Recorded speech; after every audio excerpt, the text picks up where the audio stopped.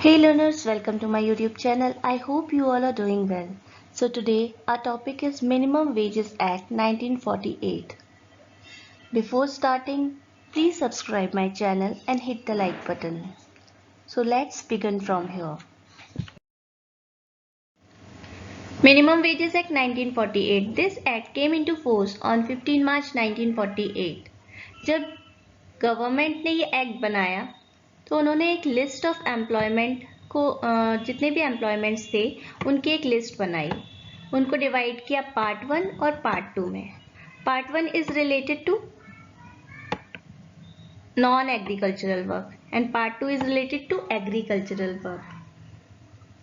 ये क्यों बनाया गया? इसका ऑब्जेक्टिव था to fix the minimum rates of wages. जितने भी एम्प्लॉयमेंट्स जो लिस्ट किए गए हैं उसमें जितने भी एम्प्लॉयज़ हैं उनको मिनिमम रेट्स ऑफ वेजेस मिले ताकि उनकी जो बेसिक रिक्वायरमेंट्स है वो फुलफिल हो सके.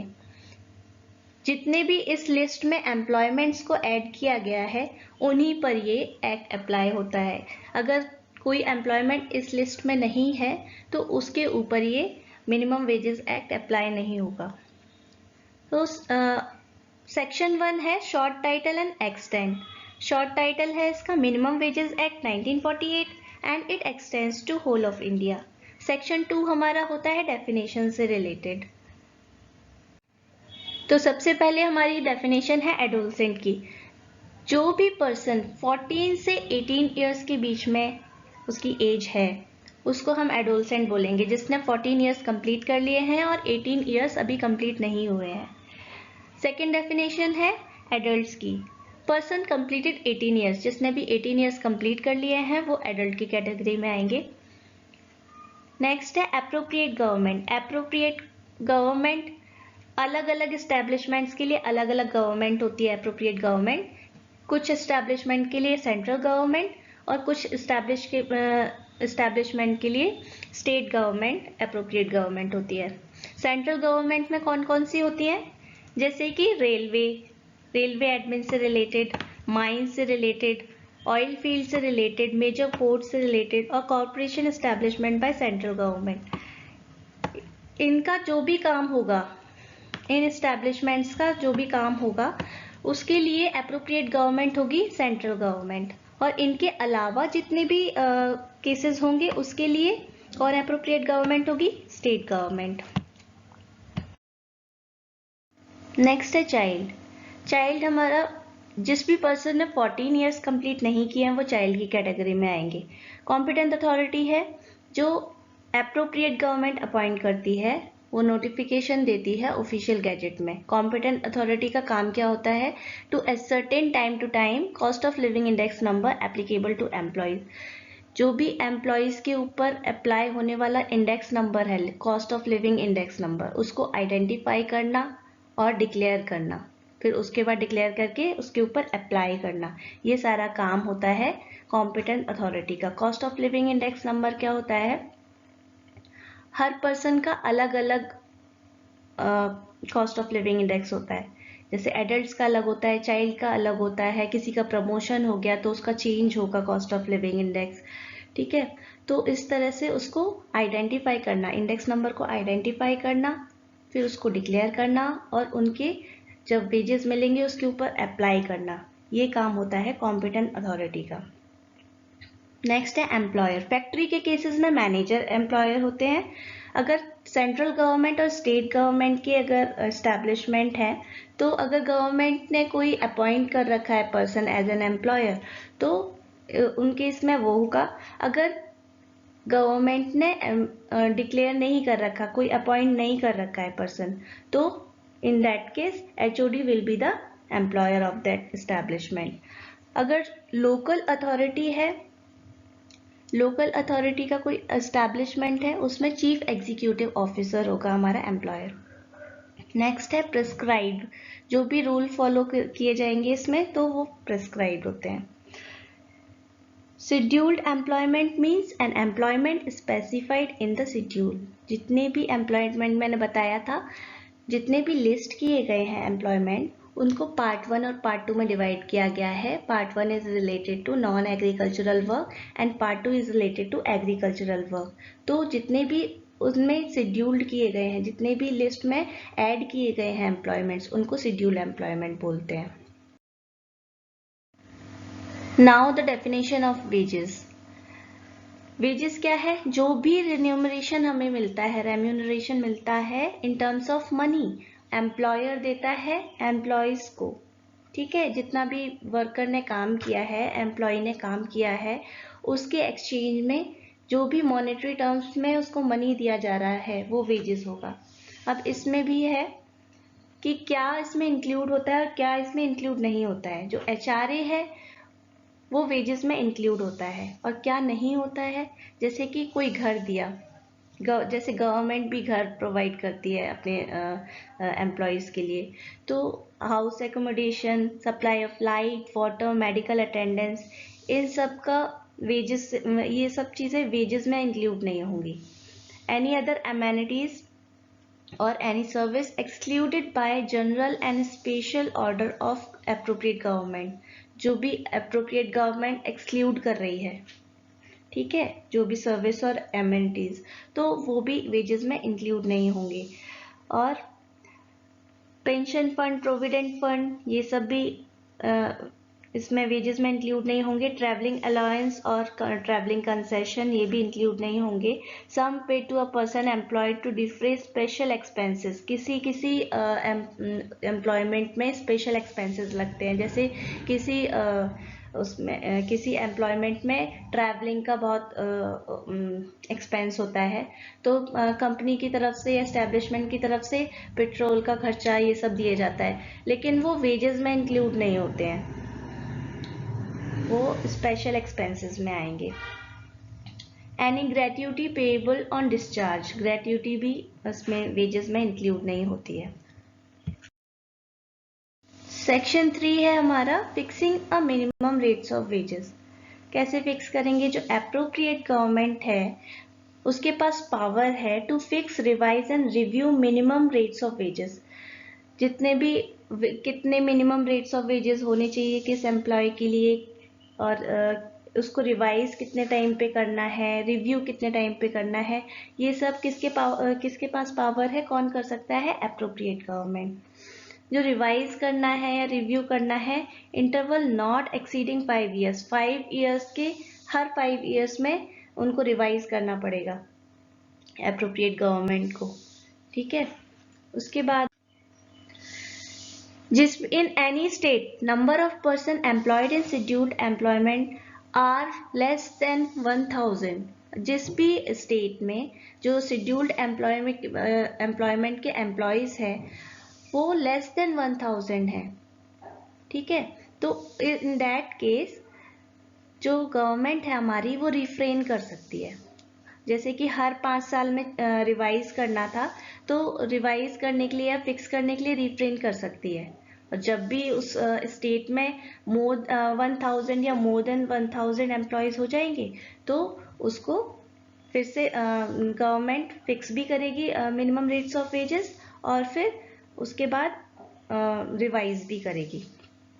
एप्रोप्रिएट गवर्नमेंट में fix minimum rates, minimum time rate के हिसाब से, पीस रेट के हिसाब से फिक्स कर सकती है, गारंटीड टाइम रेट के हिसाब से फिक्स कर सकती है, ओवर टाइम भी फिक्स कर सकती है। जितना भी काम ओवर टाइम किया गया है उसमें आपको 1 घंटे के हिसाब से या पीस के हिसाब से कितना आपको एक्स्ट्रा मिलेगा, ओवर टाइम मिलेगा। Different minimum rates of wages are fixed for different scheduled employment, different classes of work, adult, adolescent, सबके लिए अलग अलग होता है, ठीक है। अलग अलग एम्प्लॉयमेंट्स में अलग अलग वेजेस को फिक्स किया जाता है, ठीक है।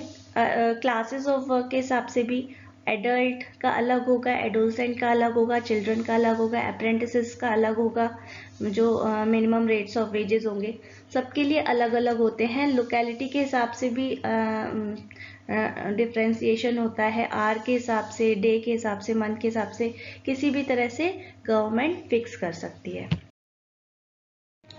Section 4 is related to minimum rates of wages. जो मिनिमम रेट्स ऑफ वेजेस होते हैं उसमें क्या क्या चीजें होनी चाहिए? उसमें कॉस्ट ऑफ लिविंग अलाउंस होता है, ठीक है।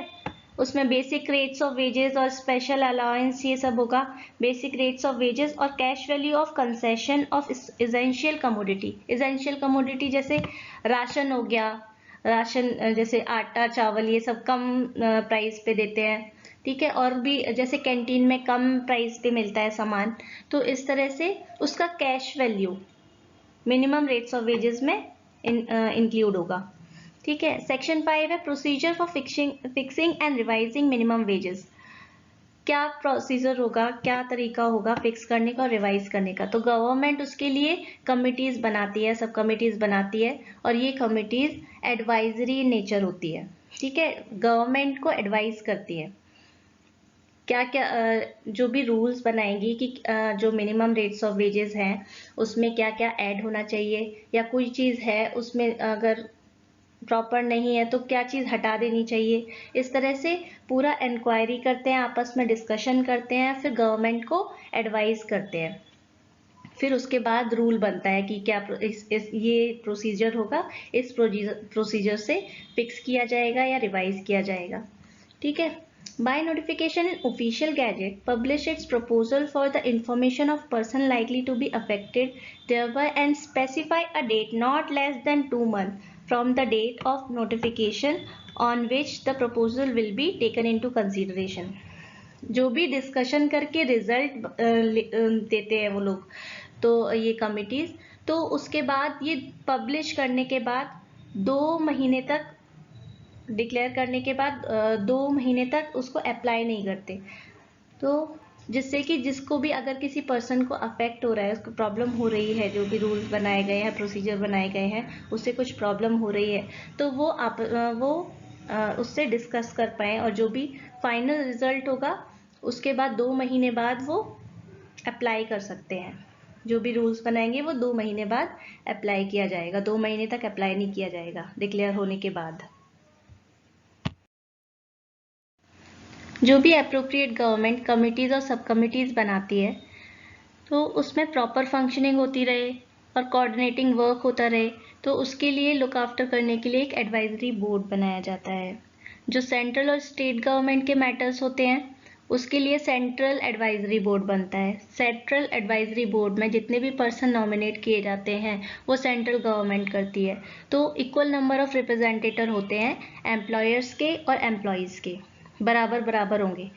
जैसे अगर 10 एम्प्लॉयर्स के हैं तो 10 एम्प्लॉयज़ के भी रिप्रेजेंटेटिव होंगे, और जो इंडिपेंडेंट पर्सन होंगे वो टोटल नंबर ऑफ मेंबर्स के 1/3 होंगे, और जो इंडिपेंडेंट पर्सन में से एक पर्सन चेयरमैन भी होगा, चेयरमैन ऑफ द बोर्ड, और ये भी सेंट्रल गवर्नमेंट ही डिक्लेयर करेगी, अपॉइंट करेगी। Section 10 is related to correction of error. अगर वेजेस को फिक्स करने में या रिवाइज करने में कोई क्लैरिकल लेवल पे कोई मिस्टेक हो गई हो या फिर अर्थमेटिकल मिस्टेक हो गई हो कैलकुलेशन में, तो गवर्नमेंट उसको कभी भी करेक्ट कर सकती है। सेक्शन 11 है वेजेस इन काइंड। इसमें किस तरह से वेजेस देने हैं एम्प्लॉयज़ को। Minimum wages should be paid in cash, cash में देना है। जो भी हमारा मिनिमम वेजेस देंगे हम एम्प्लॉयज़ को, उसको कैश में देना है। अगर वहाँ पर होली और पार्टली का सिस्टम है, या तो पूरे पैसे देते हैं या फिर कोई कोई एम्प्लॉयमेंट में आधे अभी पहले दे देते हैं, या फिर कुछ हिस्सा पहले दे देते हैं, कुछ हिस्सा बाद में देते हैं वेजेस का, तो उसके लिए आपको जो भी एम्प्लॉयर है उसे परमिशन लेनी पड़ेगी अप्रोप्रिएट गवर्नमेंट से। अप्रोप्रिएट गवर्नमेंट अगर ऑथराइज करती है तो ये वाला कस्टम फॉलो कर सकते हैं होली और पार्टली वेजेस का। Provision should be made for the supply of essential commodities at concession rate.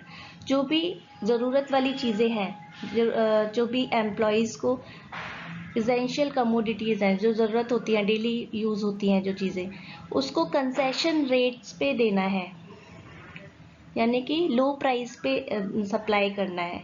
तो ये इसका प्रोविज़न है। There will be a prescribed manner for the cash value of wages in kind and of concession in respect of supplies of essential commodities at concession rate. एक prescribed manner होना चाहिए कि किस तरह से वेजेस का cash value किस तरह से देना है, और कंसेशन रेट्स क्या होंगे, जो भी कमोडिटीज़ उनको सप्लाई की जाएंगी, जो भी गुड्स जैसे राशन है, ऑयल है, ये सब अगर सप्लाई करना है तो किस उसका रेट क्या होगा, कंसेशन रेट क्या होगा, उसका एक प्रिस्क्राइब्ड मैनर फॉलो करना होगा। Section 12 payment of minimum rates of wages.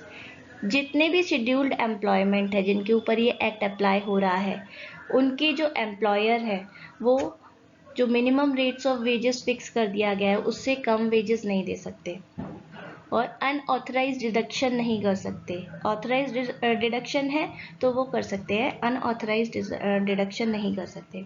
Section 13 है fixing hours of normal working day. Government के पास पावर है कि वो नॉर्मल वर्किंग डे के आवर्स फिक्स कर सकती है। Fix the number of hours of work for a normal working day. एक दिन का वीक रेस्ट भी फिक्स कर सकती है। Provide for payment for work on a day of rest at a rate not less than the over time. अगर किसी week rest के दिन अगर काम कराया जाता है तो उसको ओवर टाइम मिलेगा। सेक्शन 14 है ओवर टाइम। जो भी ओवर टाइम जितना फिक्स कर दिया गया है उससे ऊपर काम कर रहा है तो उसे ओवर टाइम दिया जाएगा। सेक्शन 15 है wages of worker who work for less than normal working day. जिसने भी अगर नॉर्मल वर्किंग डे अगर फिक्स कर दिया गया है वर्किंग आवर्स और उससे काम करता है तो कैसे दिया जाएगा। अगर उसने जल्दी काम ख़त्म कर दिया, उसका टाइम फिक्स कर दिया गया है और उसके पास जितना काम था उसने टाइम से पहले ख़त्म कर दिया है, तो उसको नॉर्मल वर्किंग डेज में जैसे पीस वाइज होता है, उसमें 10 पीस बनाने थे 8 आवर्स में। अगर उसने 8 आवर्स में उसने 5 आवर्स में ही सारे पीसेस बना दिए, उसने 10 पीस पूरे बना दिए, तो फिर भी अगर उसने उसका जल्दी काम ख़त्म हो जाता है और वो बाकी के 2 घंटे काम नहीं करता है तो उसको फुल वेजेस ही मिलेंगे। और अगर वो उसने काम भी पूरा नहीं किया है और उसने पूरा काम भी नहीं किया है और फिर भी वो पूरे दिन काम नहीं करता है तो उसको पूरे नॉर्मल वर्किंग डे के वेजेस नहीं मिलेंगे। Provided however that he shall not be entitled to receive wages for a normal working day in any case where his failure to work, जब वो काम नहीं करता है, by his unwillingness to work and not by the omission of the employer to provide him with work। ठीक है, वो unwillingly काम नहीं कर पा रहा है, कर रहा है और काम करके नहीं दे रहा है और पूरे दिन भी काम नहीं कर रहा है तो उसको पूरे दिन का वेजेस नहीं मिलेगा।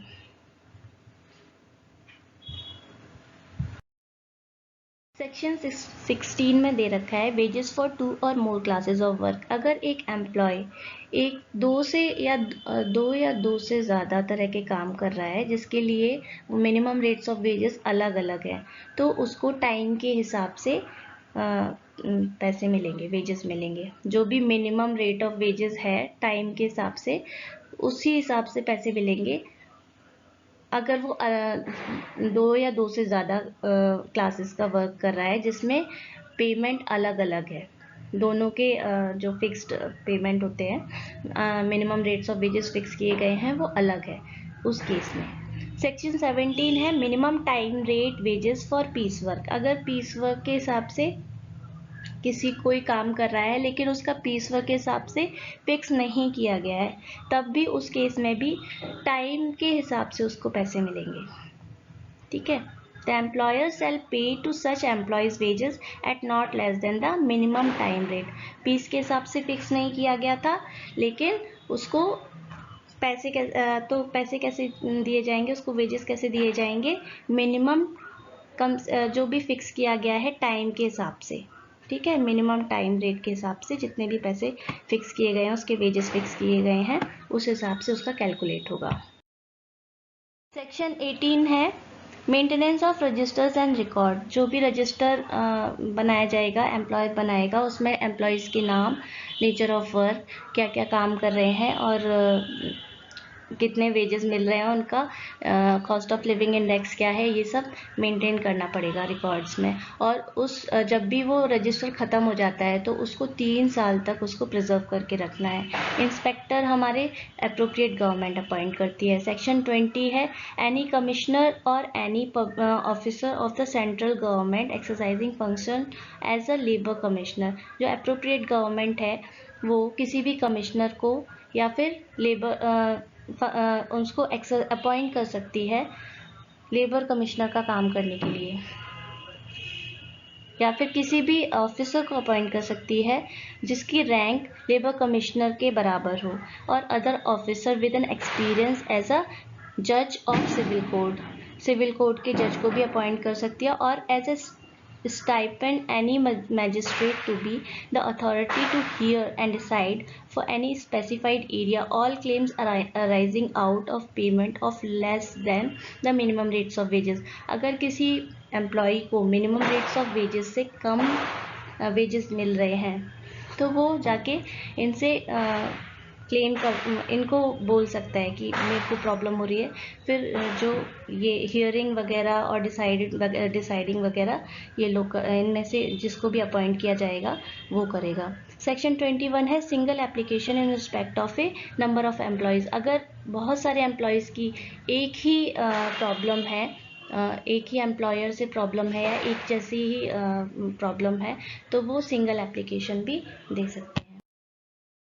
सेक्शन 22 है, penalties for certain offences. Any employer who pay to any employee less than the minimum rates of wages fixed for that employee's class of work or less than the amount due to him under the provision of this act contravenes any rule or order made under section 13 shall be punishable with imprisonment for a term which may extend to 6 months or with fine which may extend to 500 rupees।